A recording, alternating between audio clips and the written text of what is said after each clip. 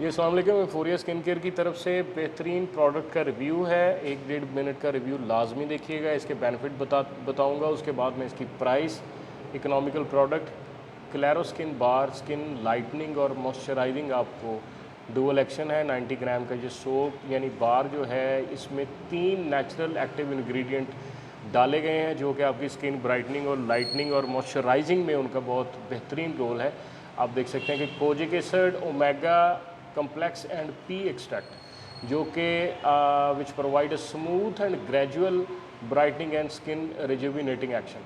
It is also effective in fighting certain sign of aging and help in reducing wrinkles and fine lines.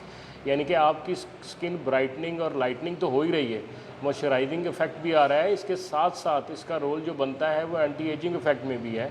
जहाँ पे wrinkles और fine line appear हो रही हैं उसमें भी इसका बड़ा अच्छा रोल है। क्लैरो स्किन बार जो बेहतरीन प्रोडक्ट, इसकी इंटरनल आपको बार शेप में दिखा देता हूँ। क्लैरो स्किन ऑप्टिक्स का है ये प्रोडक्ट। 90 ग्राम का बार ये 345 रुपये में। इफ़ेक्ट इसके ये हैं कि brightening and lightning of skin, anti ageing effect, और उसके साथ साथ आपको प्रोटेक्शन मिल रही है अल्ट्रा वायलेट रेज से भी, अगर सन एक्सपोजर में है उसमें भी इसका रोल है। और प्राइस क्या है? सिर्फ 345 रुपये।